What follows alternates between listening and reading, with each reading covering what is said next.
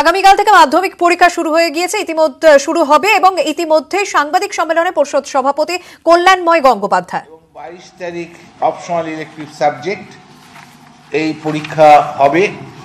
আমাদের পরীক্ষা শুরু হবে 11:45 আমাদের পরীক্ষা শুরু হচ্ছে এবং 3টে পর্যন্ত পরীক্ষা চলবে। আমাদের এবছরে যা এনরোল্ড হয়েছে সেটা 10,64,980। গত বছরের তুলনায় একটু কমেছে। গত বছর যারা পরীক্ষা দিয়েছিল 10,83,388। আমার যে 10,64,980 যারা পরীক্ষা দিচ্ছে তারা রেগুলার এবং সিসি কম্পার্টমেন্টাল নিয়ে।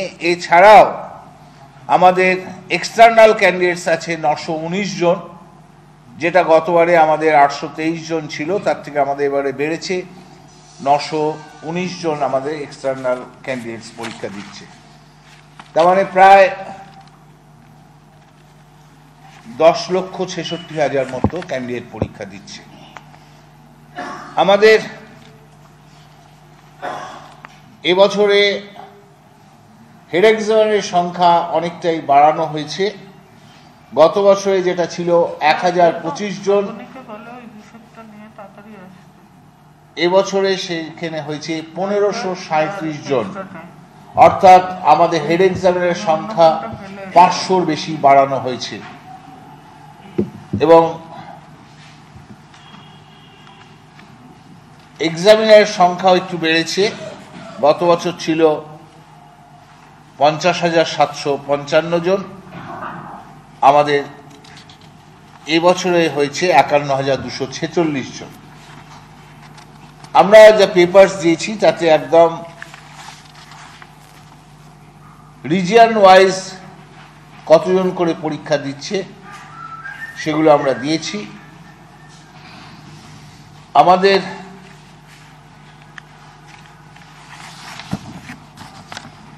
মেল ফিমেল ক্যান্ডিডেট কত সেগুলো আমরা দিয়েছি। এবছর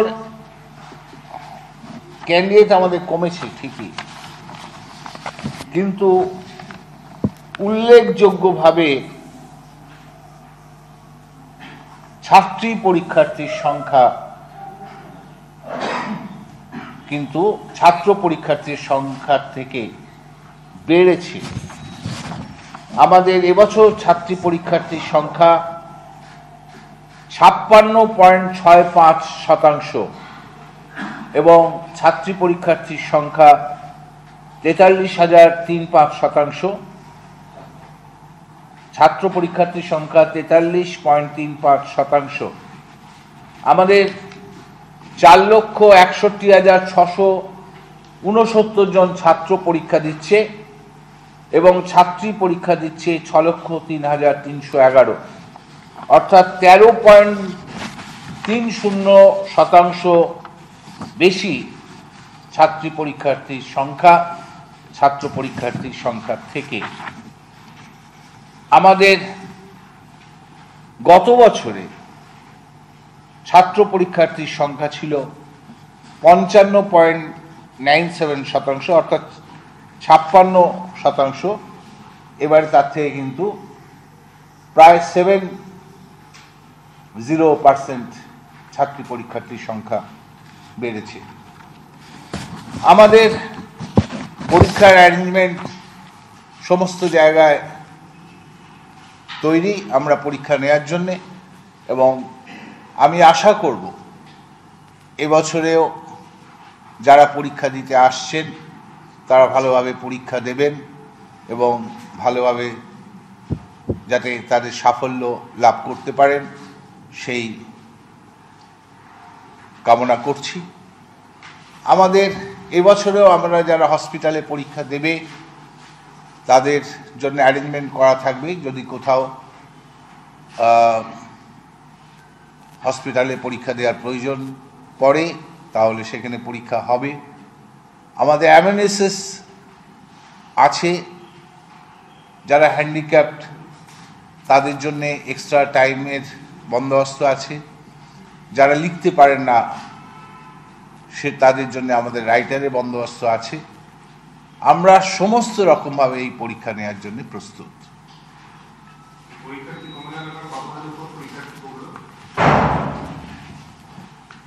পরীক্ষার্থীর সংখ্যা খুব বেশি কমেনি, 10,66,000, আর ওখানে ওই 10,84,000, 83,000 প্লাস এটা ছিল 84,000, তাহলে 18,000 মতো কমে গেছে।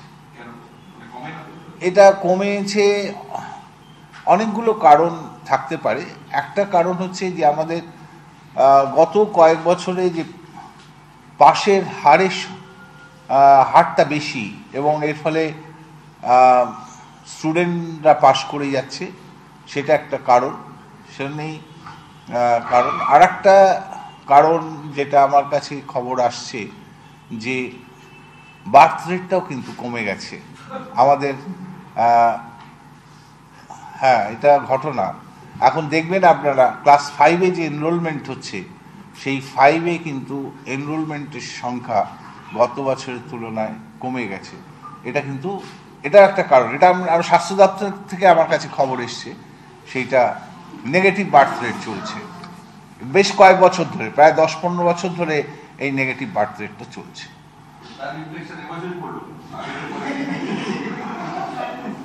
আচ্ছা, ঠিক আছে, আপনাদের এটা ভালো আলোচনার বিষয়, ভালো গবেষণার বিষয়। আপনারা এটা গবেষণা করুন, কেন বাড়ছে, কেন কমছে, আপনারা উত্তর সেখান থেকেই পেয়ে যাবেন। না, আমি মনে করি না। এই প্রশ্নের জবাব আপনি দেবেন, আমার কেন করবেন? আপনার গবেষণার ফল এই প্রশ্নের জবাব দেবে।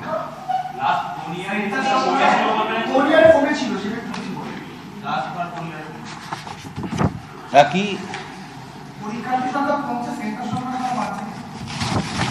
যাতে সুন্দরভাবে পরীক্ষার্থীর সংখ্যা, হেড এক্সামের সংখ্যা আমরা বাড়িয়ে দিলাম, কেন 1.5 গুণ করে দিলাম, যাতে পরীক্ষাটাকে একদম ক্লিন এবং সব থেকে সুন্দর, সর্বাঙ্গ সুন্দর যাতে করা যায়, সেজন্যই আমরা এই স্টেপগুলো নিচ্ছি। যাদের লিখতে পারে না তাদের রাইটারের বন্দোবস্ত করা আছে। রাইটারের হচ্ছে যে তার আগের ক্লাসের কোনো স্টুডেন্ট লিখতে পারবে, এরকম তারা পারমিশন নিয়ে গেছে আমাদের কাছে, এবং আমরা শেষ মুহূর্ত পর্যন্ত দেখি। কেউ হয়তো হসপিটালে ভর্তি হলো কোনো একটা অ্যাক্সিডেন্টে, তাদের যদি দেখা যায় যে তার হাত ড্যামেজড, তাহলে আমরা সরাসরি অনলাইনে তাদের অ্যারেঞ্জমেন্ট করে দেবো, পরীক্ষার রাইটারের বন্দোবস্ত করে দেবো। সমস্ত জায়গায় আমার কাছে যেখানে খবর আসবে যে এখানে পরীক্ষার কোনো ক্যান্ডিডেট ভর্তি হয়েছে, আমরা সেই সমস্ত জায়গাতে পরীক্ষার অ্যারেঞ্জমেন্ট করব। আমরা সম্পূর্ণভাবে প্রস্তুত সারা রাজ্যে, শুধু কলকাতায় নয়, সারা রাজ্যে যেখানে যে হসপিটালে ভর্তি হয়, যদি অসুস্থ থাকে, আমরা সব জায়গাতেই পরীক্ষা নেওয়ার জন্য প্রস্তুত।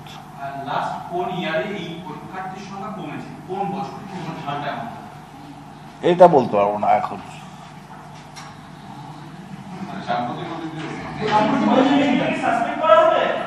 16 সালে ম্যাক্সিমাম 11,50,000 ওপর চলে গিয়েছিল। সেটা ওল্ড সিলেবাসে লাস্ট ইয়ার ছিল বলে, তারপরে বছর তো আবার 10 লাখে নেমে গিয়েছিল। এই ফ্লাকচুয়েশনটা হচ্ছে এবং এটা 10 থেকে 11 ভেতরেই করছে। এটা অ্যাবনর্মাল কিছু নয়। এবার পরীক্ষার্থীর সংখ্যা কিন্তু অ্যাবনর্মাল কিছু নয়।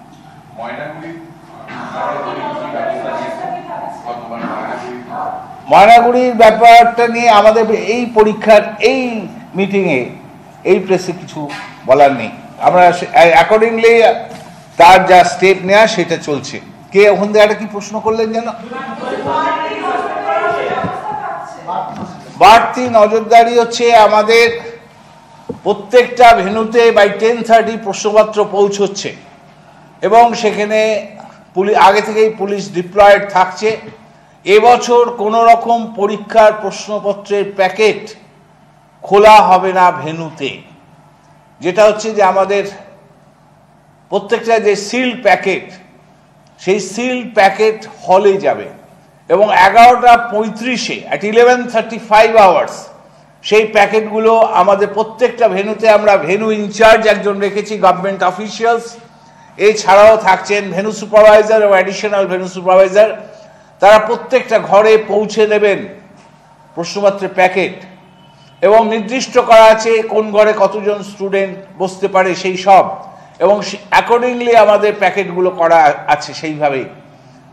এইটা 11:40-এ প্যাকেট তারা স্টুডেন্টদের সামনে খুলবে এবং সঙ্গে সঙ্গে ডিস্ট্রিবিউশনের কাজ শুরু করবে। 11:45-এ মধ্যে যাতে ছাত্রছাত্রীরা পেয়ে যায়, এবং আমাদের পরীক্ষা শুরু হবে 11:45-এ।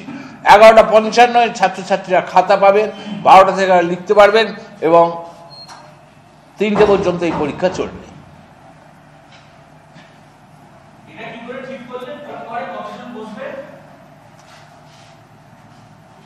এটা একটা অঙ্কের ব্যাপার।